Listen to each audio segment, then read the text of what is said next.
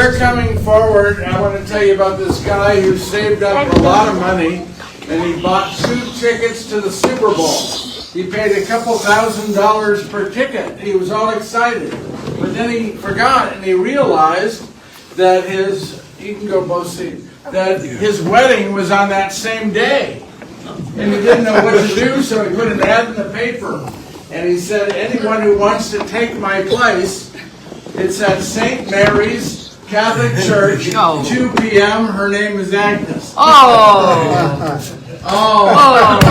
Anyway, hi, how are you? You guys listen to those readings? Aren't they good readings? Oh, good. What are they about? Yes? You know what the gospel is about? Well, let's talk about the gospel in a second. I think the gospel and the first reading are kind of connected. Do you think? Yeah, I think the first reading is about. What's the first reading about? It's about Elijah, a prophet, and his widow and his son. She only has a handful of a handful of flour and a little bit of oil. So, okay, Elijah, the great prophet. And God will take care of her after she does what Elijah said. After she provides for him. Okay, and then the gospel reading, what's that? About when all these rich people went to go give their collection, I believe. Yes. And the widow came and she gave up everything that she had. So Jesus said that she gave more than everyone else because everyone else just gave zero. Because she gave everything she had, she gave more than everybody else. Even though the rich people put in a whole lot more money, she only put in a couple coins. It was worth more. Why? Because she gave everything what she had. Yeah. So what I want to talk about today is trust. Trust. Can you tell me what trust is? Who knows what trust is? Yes? It's like, Wait a minute. I'm sorry. Do you know? What is it? trust. Trust. It's when you keep something from other people. When you keep something from other people? Oh, you trust somebody with a secret? Oh, Yeah, trust somebody to go somewhere. You trust somebody to go somewhere. Like you tell them, hey, go to Milwaukee, and they go. You trust that they'll actually go, right? Because there's a lot of stuff in Milwaukee, right? Yeah. Trust is like what she says, if you tell someone a secret, you know that they'll keep it because it's trust. You're trusting them. You're trusting them to keep a secret. Okay, what else? What are we going to say about trust? You want to say something about trust? Well, trust is it's like when you can say, go to this place and they'll trust you because you said how awesome it is. So it's like this belief. Because you're trustworthy. You've built trust with people. When you came up and I told you come on up and take these seats, did any of you check underneath to see if it was stable? No? You just came and sat down? So you trusted that it was going to hold you, right? Why is that? Yes? Because you sat here before, right? And because you don't think they put pews in a church that won't hold you, right? Whether you're your size or my size, it's going to hold you, right? Yeah, trust is something we have to build, we learn, right? There were 2 guys that were at the Grand Canyon. Do you know what the Grand Canyon is? Yes! What is it? Yes? It's a canyon down in one of the deserts. It was built by a river. It was built by a river. In other words, the river eroded it out so much that it created this very huge canyon. Yeah. Well, there were 2 friends. Water in the ocean. What was that? She said it was made out of water in the ocean. Exactly right. Over many, many years. Well, there were these 2 friends that were there visiting, and one said to the other, do you think I could put a rope across from one side of the Grand Canyon to the other? Yes. And then get on the rope and walk all the way across? Yes. And his friend said, no. You would say, yeah, try it. I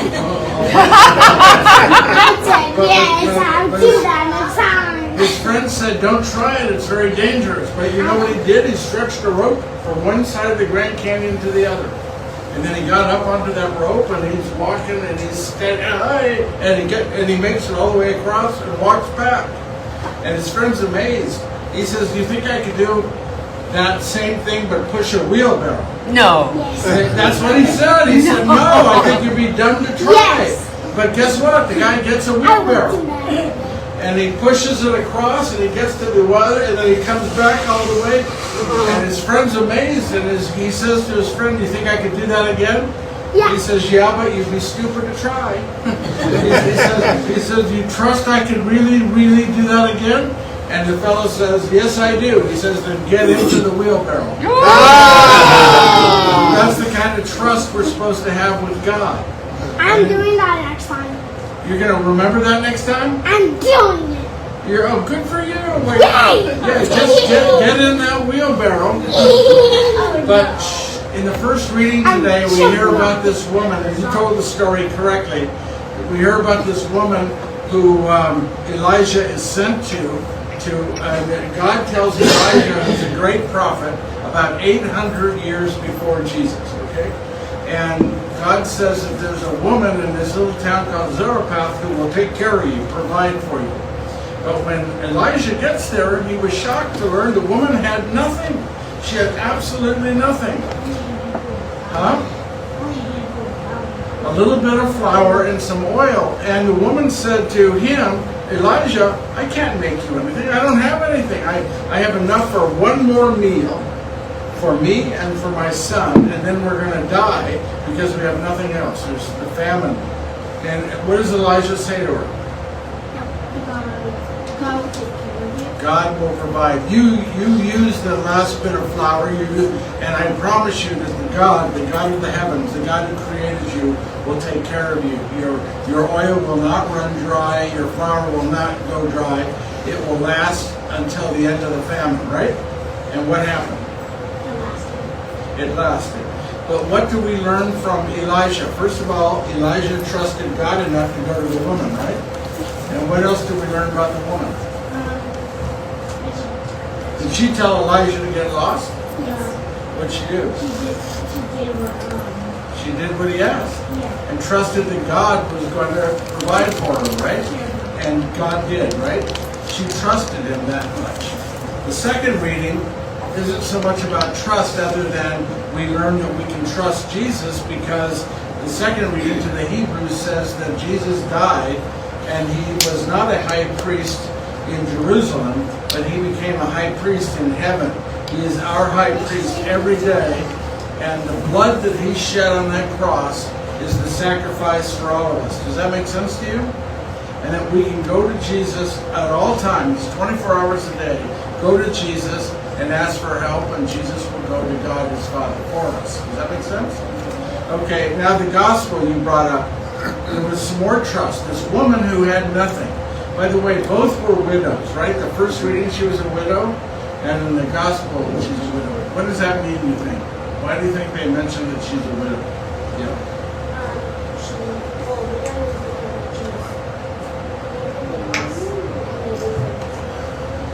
When he goes to the hospital? When the husband dies, you become a widow. And what are you when the wife dies? Widow man? That's a good guess. That's a good guess. But the answer is widower, they call them. So they're widow. But the reason it's telling us they're widows is because at the time of Jesus, widows had nothing. They had no man to take care of them, to prepare for them, to provide for them. They had nothing. So in their society, they were very, very low on the pole. So they had very little. And so here's a woman, a widow, in the gospel, has nothing anyway. She takes her last 2 coins, and what does she do? By the way, I'll give you a bit of, sometimes that story is called the widow's mite. That's sometimes, you know where that comes from? I'm going to give you a little bit for future. In the 1500s, when the Bible was written, the King James Version, the smallest coin, the smallest amount of a coin in England was called a mite. And that's where that comes from, the widow's mite. So she gave the small coins that she had, like Father said in the reading, less than a penny, right, is its worth. And Jesus says what? Because what? She gave everything. And so it's not just that she gave all the money she had. The way it's worded, she gave her entire self to God. You know how you build trust? You build relationships. When my daughter was going to learn to swim, you know how I taught her to swim? I put her on the side of the pool, and I got in the pool, and I said what? Jump. And what did she say? No. She said no. And then I'd say, come on, sweetie, jump. And she'd say what? No. And I'd say, come on, I'll catch you. And she said what? No. No. And then finally I say, trust me. And guess what? She jumps. But why does she jump then when I say trust me? Yes? She knows. How does she know I'm going to catch her?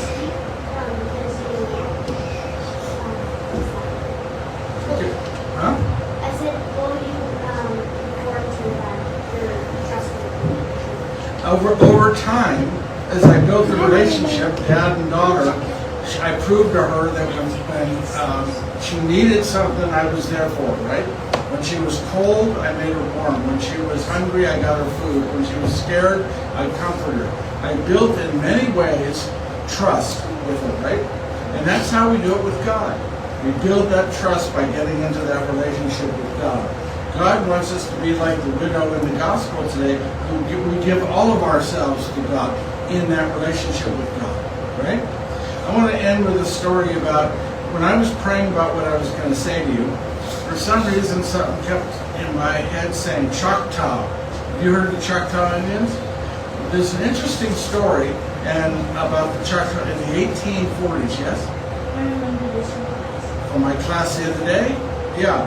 And what happened, for those that don't know, the Choctaw Indians were evicted from their homeland by the United States government. They were in the southeast part of the United States, Mississippi, Alabama, that area, and they were sent on what became known as the Trail of Tears. Thousands and thousands of Native Americans were sent away from their homeland and made to go and live someplace else on government land. It was a very sad time, and many of the Native Americans died on that Trail of Tears, and they had nothing. And this is in the 1840s.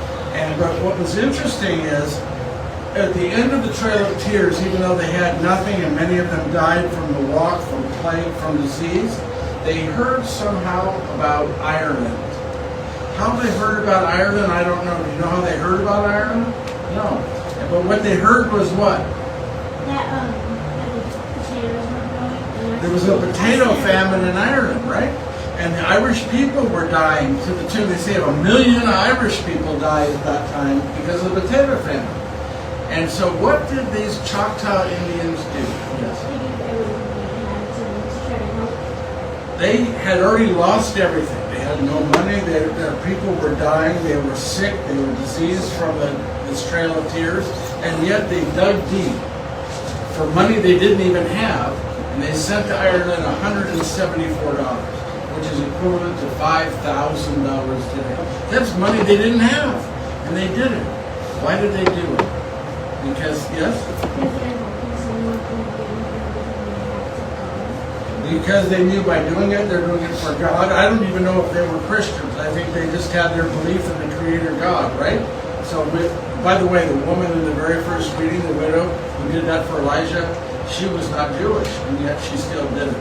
We do things for people because it's the right thing to do, and we should always be willing to give all of ourselves to God. Does that make sense?